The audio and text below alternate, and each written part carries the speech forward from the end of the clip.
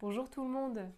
On est de plus en plus nombreux à découvrir la divine volonté et à découvrir les écrits du ciel de Luisa Picaretta et donc à en commencer la lecture. Je voulais vous donner des petits conseils qui personnellement m'ont énormément aidé quand j'ai commencé la lecture du livre du ciel. Pour moi, ça n'a pas été facile. Il y a eu beaucoup de combats et j'ai trouvé la lecture des premiers tomes difficile, tout simplement parce que j'ai trouvé que Jésus, il met vraiment à nu ce qui ne va pas en nous, nos défauts, euh, à la lumière de ses vertus à lui. Et ça peut être pas mal douloureux. Il y a aussi beaucoup de souffrances, les souffrances de Louisa. Voilà, tout ça. Et peut-être qu'on peut se sentir découragé. En tout cas, moi, je suis passée par là. Et je voulais vous donner des petits conseils justement dans votre lecture du livre du ciel. Alors ces conseils ne viennent pas de moi évidemment, ça vient de Jésus, de passages justement dans le livre du ciel. Le premier petit conseil que je peux vous donner, que Jésus va nous dire, c'est vis-à-vis du découragement. Bien se mettre à l'esprit que le découragement ne vient jamais de Dieu. Quand on lit et qu'on se trouve découragé, ça ne vient jamais de Dieu. Et voilà ce que Jésus nous dit concernant le découragement. Dans le tome 2, au 5 février 1900. Donc Jésus dit à Louisa qu'il se trouve dans un état de découragement. Le découragement est une humeur toxique qui infecte les plus belles fleurs et leurs fruits les plus plaisants. Cette humeur toxique pénètre dans les racines de l'arbre, l'imprégnant complètement, le faisant se dessécher et devenir répugnant. Si quelqu'un ne le guérit pas en l'arrosant de l'humeur contraire, l'arbre s'écroule. Il en est ainsi pour l'âme qui s'imbibe de l'humeur toxique du découragement. Autrement dit, quand on est découragé, il faut s'imbiber de l'humeur contraire, à savoir l'espérance. L'espérance que oui, on va être sauvé et on va parvenir à cet état de la divine volonté si on le désire de tout notre cœur. Je continue. Alors là, c'est Louisa qui nous parle dans ce même passage. Ah Seigneur, il me semble voir ce fantôme de manque de confiance, malpropre, amaigri, parce que Jésus dit que le découragement, c'est lié au manque de confiance. Tout tremblant et qui de son art, sans autre instrument que la peur, conduit l'âme à la fosse. Et ce qui est pire, ce fantôme ne se montre pas comme un ennemi, car alors l'âme pourrait le démasquer, il se montre plutôt comme un ami. Il s'infiltre secrètement, feignant d'agoniser avec l'âme et se disant prêt à mourir avec elle, et si l'âme n'est pas attentive, elle ne saura comment se débarrasser de cette tromperie. Voilà pour le découragement. La deuxième chose qui m'a aidée, c'est de nous dire qu'en fait, le Seigneur, il nous aime en vérité. Et comme il nous aime en vérité, il est obligé de nous montrer nos ténèbres, de nous rendre la vue, parce que souvent, par notre orgueil, on s'aveugle sur nous-mêmes, on voit même pas nos péchés, par contre, on voit les fautes des autres, et voilà, et c'est pas bon. Donc le Seigneur, il va nous montrer ce qui ne va pas, quelles sont les barrières qu'on met et quelles sont nos ténèbres, pour qu'on puisse après lui laisser toute la place et surtout acquérir la grande vertu divine de l'humilité. Et je pense à cette parole dans Apocalypse 3,19 où Jésus dit « Tous ceux que j'aime, je leur montre leurs fautes et je les corrige. » Et cette correction, elle peut piquer un petit peu parce que dans les premiers volumes du livre du ciel, bien, le Seigneur, il va vraiment voilà, il va toucher là où ça fait mal et ça va peut-être atteindre aussi notre orgueil et voilà, c'est pas agréable. Mais voilà ce que le Seigneur nous dit dans le tome 2 au 2 juin 1899. Ce qui pourra, j'en suis sûre, beaucoup nous aider. Alors, Jésus dit à Louisa, donc il nous dit à chacun d'entre nous, la plus grande grâce qu'une âme puisse recevoir, c'est la connaissance de soi. La connaissance de soi et la connaissance de Dieu vont de pair. Plus tu te connais toi-même, plus tu connais Dieu. Quand l'âme a appris à se connaître, elle réalise que seule, elle ne peut rien faire de bien. Et ça me fait penser aussi dans un autre passage dans le tome 1 où Jésus dit à Louisa, qu'est-ce que tu veux que je te donne? Et Louisa lui dit, je veux tout car je n'ai rien. Et Louisa, très souvent, dit à Jésus, Seigneur, je veux tout parce que par moi-même, je suis capable de rien, même pas d'une bonne pensée. Parce que tout ce qui est bien en nous et ce qui est bien dans les autres, c'est une grâce de Dieu.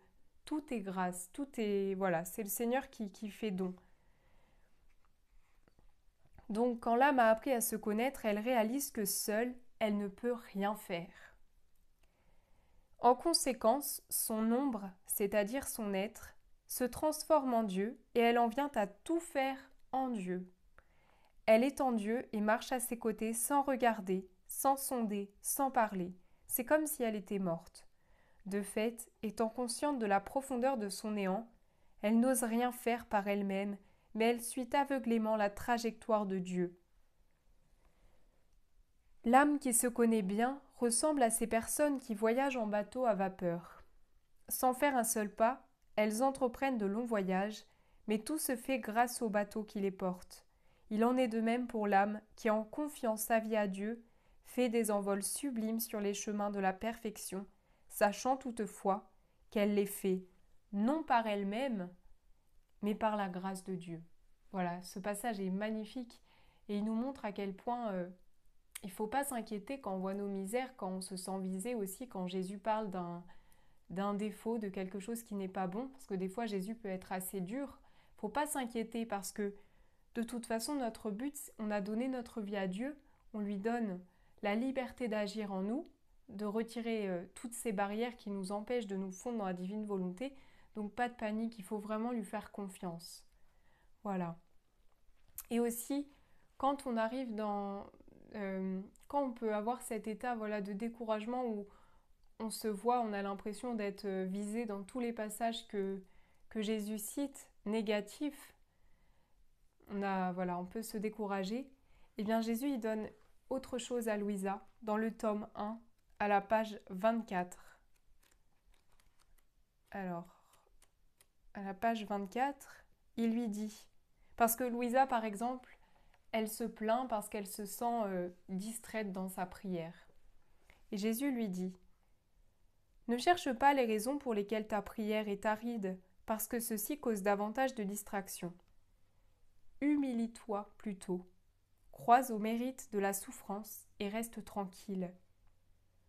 Et un peu plus loin, il dit, offre-moi tes désappointements, tes ennuis et tes détresses en sacrifice de louange, de satisfaction et de réparation pour les offenses qui me sont faites. Tes prières s'élèveront alors comme une fragrance d'encens jusqu'à mon trône. Elles blesseront d'amour mon cœur et t'attireront de nouvelles grâces et de nouveaux dons de mon Esprit Saint. Voilà, c'est magnifique de se dire que quand justement on se sent sale, distrait, pécheur, plutôt que de se décourager et d'aller vers ce sens, dire au Seigneur, bien voilà Seigneur, je suis misérable, je suis pécheur, s'humilier devant Dieu et lui offrir toutes nos saletés, toutes nos misères, il dit, en sacrifice de louange, de satisfaction et de réparation pour les offenses qui me sont faites. Voilà, ça peut être bien aussi. Et puis aussi, quand on se sent donc visé par tout ce négatif que le Seigneur cite, se dire que le Seigneur est venu pour les pécheurs, les malportants, les malades. Il n'est pas venu pour les bien portants et se rappeler aussi qu'il y a plus de joie pour un pécheur qui se convertit plutôt que je dis pas la phrase correctement, mais il y a plus de joie pour un pécheur qui se convertit plutôt que 99 autres qui n'ont pas besoin de sauveur. Nous, on a besoin d'un sauveur et tout va être après dans notre humilité de se reconnaître petit, de se reconnaître pécheur, de se reconnaître misère et d'aller dans notre néant tout en se disant qu'on n'a rien, mais on demande tout à Dieu et il nous le donnera. Et la dernière chose qui m'a beaucoup aidée, j'ai pas retrouvé exactement le passage que j'avais lu une fois, mais qui était vraiment incroyable. J'en ai trouvé un autre, mais c'est pas tout à fait celui que j'avais trouvé à la base. En fait, Jésus dit que quand il dit une parole sur sa divine volonté, c'est pour en faire don à la créature, pour la donner. Et quand il parle d'une vertu, par exemple, c'est pour en faire don pendant qu'il en parle à la créature. Donc s'il parle de l'humilité, c'est pour en faire don à la créature. S'il parle de n'importe quelle autre vertu, c'est pour en faire don. Et moi, maintenant, ce que je fais quand je lis le livre du ciel, c'est que avant de lire, je me demande, voilà, qu'est-ce que le Seigneur veut me donner dans ce passage? Je lis le passage et quand je vois qu'il appuie sur une vertu que je n'ai pas encore dans la divine volonté, eh bien je me dis, le Seigneur m'en parle pour me la donner. Il me donne envie de cette vertu pour que j'ai le désir de l'avoir dans la divine volonté et pour me montrer que par moi-même, cette vertu, je ne l'ai pas et par moi-même, je ne l'aurai jamais. Voilà. Et donc, j'ai trouvé dans le tome 19, au 9 septembre 1926, Jésus dit « Ma fille, toutes les choses que je t'ai dites sur ma volonté étaient des dons que je t'ai faits. La connaissance n'est pas suffisante si l'on ne possède pas le bien que contient cette connaissance. S'il n'en était pas ainsi, la connaissance vous rendrait malheureux, parce que connaître un bien et ne pas le posséder est toujours une souffrance. Personnellement, quand je venais de découvrir la divine volonté, je voyais tous ces trésors et j'étais triste parce que je me disais, mais c'est bien gentil tout ça, mais comment je peux l'acquérir moi?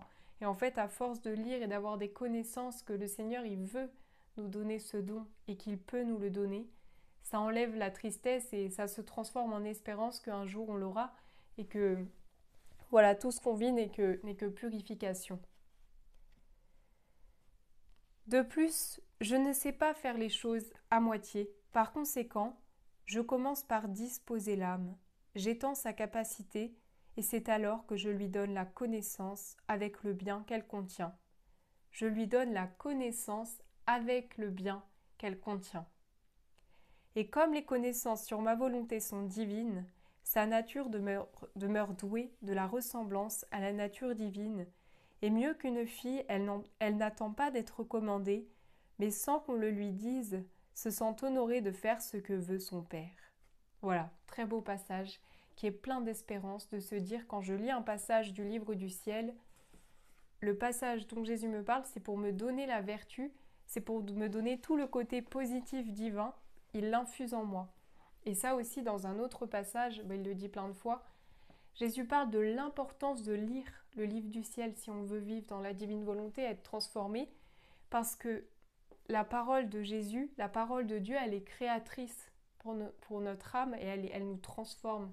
C'est ça qui nous transforme, qui va nous dépouiller, nous détacher. Voilà. Mais surtout, il ne faut pas se décourager. Si on ne comprend pas, faut continuer à avancer, c'est pas grave, on y reviendra plus tard.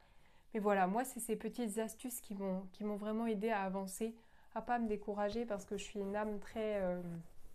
voilà, j'ai tendance à me décourager et j'ai très longtemps grandi avec la peur de ne pas être sauvée, que Jésus m'aimait pas, que j'étais tellement nulle que j'étais un cas désespéré, que Jésus ne pourrait pas me sauver. En fait, j'ai compris que tout ça, c'est de l'orgueil de penser que Jésus ne peut pas nous sauver, quoi. Il est quand même le créateur du ciel, de la terre, de tout. Donc, qu'est-ce que je m'inquiète si je lui ai donné mon oui de ne pas être sauvée? Voilà, c'est toujours le manque de confiance. J'espère que cette petite vidéo aura pu vous aider voilà, pour continuer votre lecture et vous encourager si jamais vous vous trouvez découragé. Puis même si vous vous trouvez découragé en vous comparant aux personnes, en vous disant mais j'ai l'impression que tout le monde avance, que tout le monde a des grâces, que tout le monde sent la divine volonté vivre en lui, mais moi je sens rien. Voilà, faut pas s'inquiéter. Je vous souhaite une très belle journée et je vous dis à bientôt. Soyez bénis.